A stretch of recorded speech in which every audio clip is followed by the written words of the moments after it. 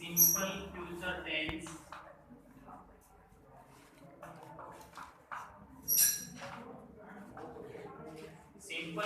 Tense के लिए मैंने आपको एक पॉइंट बताया था कि जब हम नियर फ्यूचर में किसी एक्शन को प्लान करते हैं, कोई योजना बनाते हैं कहीं आने जाने की, तो उसके लिए हम तीन टेंस का प्रयोग करते हैं। फर्स्ट क्या था? फर्स्ट तो यही हो गया, सिंपल फ्यूचर का यूज करते हैं, ठीक है। शैलिया विल प्लस फर्स्ट फॉर्म, एक तो ये हो गया। सेकंड क्या था? उसके लिए हम सिंपल प्रेजेंट टेंस का भी यूज करते हैं, ठीक है। सिंपल प्रेजेंट टेंस, और सिंपल प्रेजेंट टेंस का मतलब क्या होता है? वर्ब की फर्स्ट फॉर्म, ठीक है। और थर्ड क्या था? उसके लिए हम प्रेजेंट कंटीन्यूअस टेंस का भी यूज करते हैं, ठीक है। और प्रेजेंट कंटीन्यूअस का मतलब क्या है? Is, M, R plus V1 plus I, ठीक है। तो ये यूज करते हैं तीन, किसके लिए? For the near future plan action के लिए। क्लियर है? इसके ये इतना यूज है, ठीक है। बाकी मैंने आपको कंडीशनल सेंटेंस के एक पैटर्न में बता दिया था, ठीक है। तो वहां से वो देख लेना, ठीक है। नेक्स्ट टेंस हम करते हैं फ्यूचर कंटीन्यूअस।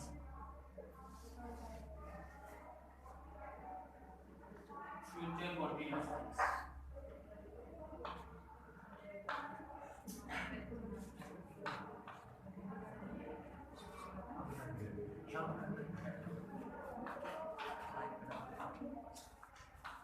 तो जो फ्यूचर कंटीन्यूअस टेंस है, इसकी आइडिया क्या होती है? शैल या विल प्लस बी होता है, जैसे shall be, will be plus first form के साथ आइए, ठीक है। तो ये हम यूज करते हैं फ्यूचर कंटीन्यूअस टेंस, ठीक है। और future continuous tense, present perfect continuous tense and जो past perfect continuous tense, future perfect continuous tense, इनका कभी भी पैसिव फॉर्म नहीं बनता, ये पैसिव फॉर्म में यूज नहीं किए जाते, ठीक है। तो देखिए शैल का यूज कहां करेंगे सिंपल फ्यूचर में? हम आई और बी के साथ, ये हम पहले डिस्कस कर चुके हैं, हम इनका प्रयोग करेंगे जो रेस्ट ऑफ द सब्जेक्ट्स के साथ, ठीक है। अब यहाँ पर देखो नेगेटिव सेंटेंस में आपको थोड़ी प्रॉब्लम आ सकती है, बट मैं बता देता हूँ। Just after the helping verb note is placed, ठीक है। मतलब जो नोट लगाते हैं हम नेगेटिव बनाने के लिए, उसका प्रयोग कहाँ करेंगे? शैल या विल के just after. Shall not, will not, फिर आएगा बी प्लस फर्स्ट, समझ गए? कहीं ऐसे लगा दो शैल बी फिर नॉट फिर फर्स्ट फॉर्म के साथ आइए, निगल हो जाएगा।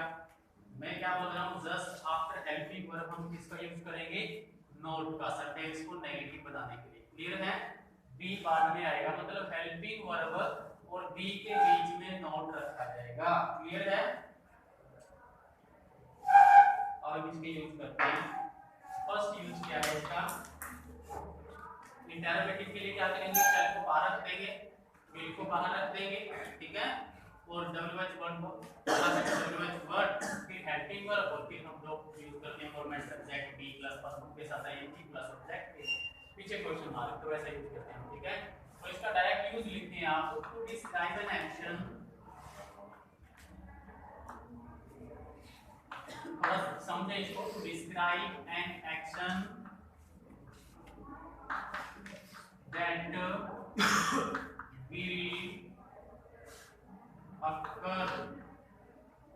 will occur in the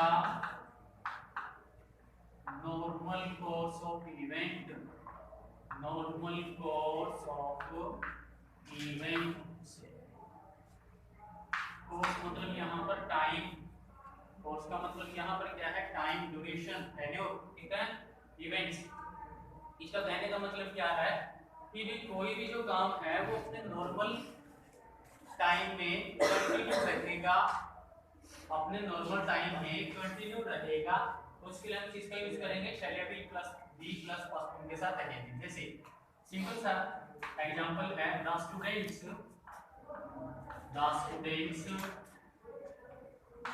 will be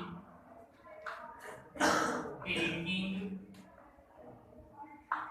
जब भी हम एग्जामिनेशन की बात आती है ना, भी परीक्षा दे रहे हैं, देखो हिंदी में सेंस क्या आती है, परीक्षा दे रही हैं, लेकिन वहां पर गिविंग नहीं टेकिंग आता है, ठीक है। Will be taking the examination next week, ठीक है, नेक्स्ट वीक। और ये in the sense of teacher होता है कि टीचर उनकी परीक्षा ले रहा है, तो मतलब जो विद्यार्थी हैं वो परीक्षा दे रहे हैं, तो वहां पर हम गिविंग नहीं यूज करेंगे, क्योंकि गिव देना, तो वहां पर किसका यूज किया जाएगा, टेकिंग, ठीक है। जैसे कि मैं परीक्षा दे रहा हूं, आई एम टेकिंग एग्जाम, ऐसे नहीं होगा आई एम गिविंग एग्जाम, ठीक है। तो the students will be taking the examination next week. तो ये क्या होगा, नॉर्मल कोर्स ऑफ इवेंट में जो घटना होती है उसको एक्सप्रेस करने के लिए हम इसका यूज करते हैं फ्यूचर कंटीन्यूअस टेंस का, ठीक है। और यदि सिंपली बिल्कुल कहीं भी कोई काम है जो फ्यूचर में उस टाइम पर हो रहा होगा, तो हम उसके लिए इसका यूज करते हैं shall be plus be plus first point के साथ। ये फर्स्ट पॉइंट क्लियर है। पेपर में यूसेज के अकॉर्डिंग फ्यूचर टेंस में से as I told you earlier 99% present और पास्ट में से ही सेंटेंस आते हैं, 99%, ठीक है। और फ्यूचर में से एक तो आता है, तो जो मैं करवाऊंगा उन्हीं में से ही आ जाएगा, ठीक है। और डेफिनेटली फ्यूचर में सिर्फ एक ही आ सकता है, और वो क्या है, वो या तो क्या आएगा, कॉन्टिन्यूअस से आएगा, ठीक है, या फिर परफेक्ट से भी आ सकता है, बट जो मैं बता रहा हूँ कंडीशन उसकी, ठीक है। लेकिन मोस्टली जो सेंटेंस होते हैं वो पास्ट और प्रेजेंट से ही होते हैं, ठीक है। एक सिंपल का आ सकता है, ठीक है। नेक्स्ट पॉइंट लिखो, टू डिस्क्राइब एन एक्शन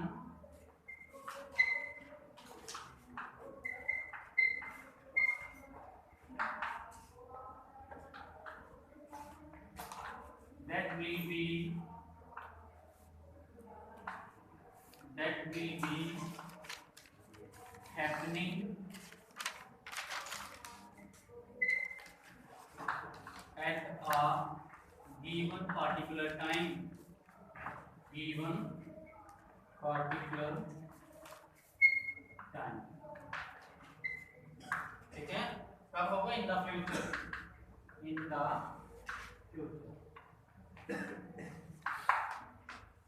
मतलब फ्यूचर में कोई हमने ना टाइम फिक्स कर दिया कि उस समय वो काम हो रहा होगा, उस समय वो काम क्या होगा, कंटिन्यू होगा। जैसे आई शैल बी शीटिंग, देखो यहाँ पर हम विल का यूज भी कर सकते हैं, लेकिन हम थोड़ा ग्रामेटिकल चल रहे हैं, ठीक है। यहाँ पर हम विल का यूज भी कर सकते हैं, ठीक है। आई विल बी शीटिंग, समझिए ना, I shall be sheeting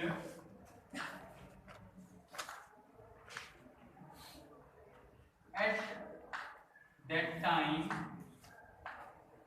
sheeting in the office, in my office लिख दें, in my office at that time tomorrow, at that time tomorrow,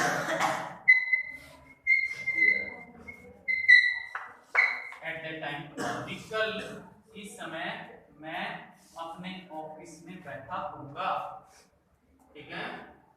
I shall be sitting in my office at that time tomorrow, ठीक है। जैसे या फिर when he reached Shimla there will be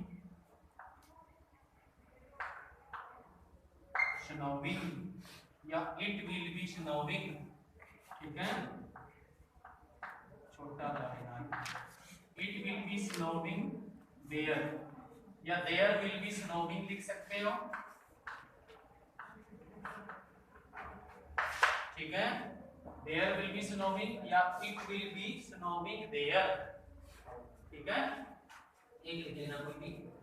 तो मतलब जब वह शिमला पहुंचता है तो वहां बर्फ पड़ रही होगी, स्नोइंग हो रही होगी, ठीक है। टाइम क्या दे दिया, गिवन टाइम क्या दिया है, ये पॉइंट दे दिया, ठीक है। और ऊपर वाले क्या दे दिया, इस समय, एट दैट टाइम, यदि हम इस समय की बात करें अभी की, ठीक है। तो मतलब क्या होगा कि फ्यूचर में कोई पार्टिकुलर टाइम दे दिया जाए और उस पार्टिकुलर टाइम पर वो जो घटना है, वो इवेंट है, वो कंटिन्यू होगी, तो हम यूज करते हैं फ्यूचर कंटीन्यूअस टेंस, ठीक है भाई। नेक्स्ट पॉइंट नोट करिए, यही टकरा होगा। देखो इसको दो तरीके से लिख सकते हैं, there will be snowing, it will be snowing there, ठीक है, नोट कर लिया ना ये।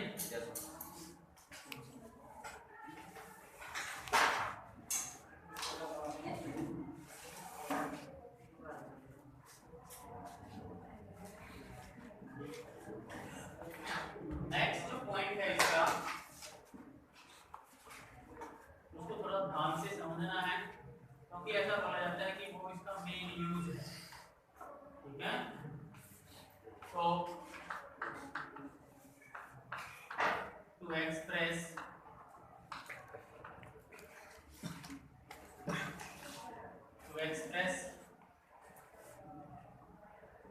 a future intention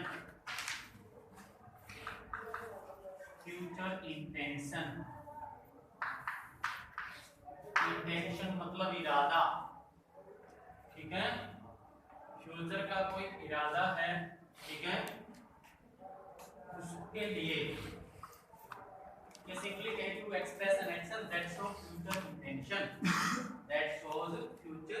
intention, to express an action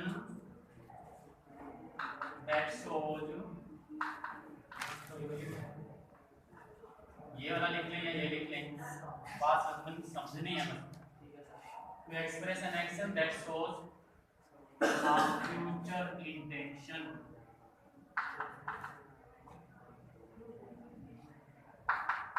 मतलब हमने क्या इंटेंड किया है, ठीक है, फ्यूचर में।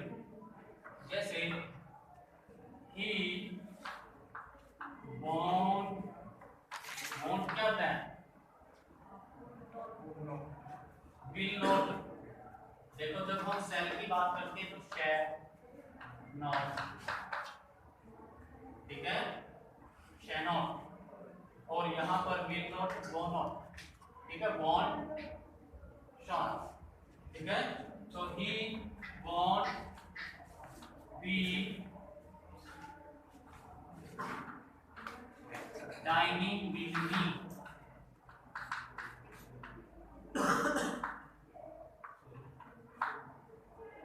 he won't be dining with me,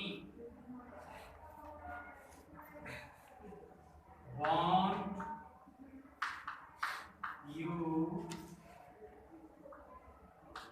be going to the market, positive में भी लिख सकते हैं, पॉजिटिव में लिख सकते हैं विल लगा के, ठीक है। और यहाँ पर ये ऐसे नहीं आएगा, इसको ऐसे लिख लें, नेगेटिव में लिखना है तो नोट यहाँ लगा लें, यहाँ पर थोड़ी गलती होगी, will you not be going to the market या फिर will you be going to the market, ठीक है, ऐसे आएगा, won't नहीं आएगा, लगा तो सकते हैं बट इसको ऐसे ना लिखें, आप कंफ्यूज हो जाओगे, लगा सकते हैं डेफिनेटली यूज कर सकते हैं won't को, ठीक ठीक है, लेकिन तुम इसको ऐसे लिखो,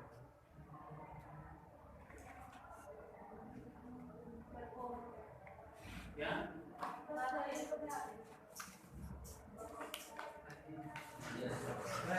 हाँ भाई क्लियर है ये। और देखो तीनों पॉइंट को मैं रिवाइज करवा देता हूँ। जो फर्स्ट क्या बताया था पॉइंट, इसके पीछे है। तो देखो जो फर्स्ट पॉइंट हमने किया था कि कोई भी ऐसा काम है जो नॉर्मल कोर्स ऑफ इवेंट में होगा, मतलब हमने क्या किया है, उस काम के बारे में सोचा है कि वो उस टाइम पर हो रहा होगा, ठीक है। तो उसके लिए हम फ्यूचर जो कंटीन्यूअस टेंस है उसका प्रयोग करते हैं। सेकंड पॉइंट हमने क्या किया, एक पार्टिकुलर टाइम दे दिया, उस पार्टिकुलर टाइम पर, ठीक है, वो काम कंटिन्यू होगा इन द फ्यूचर, ठीक है।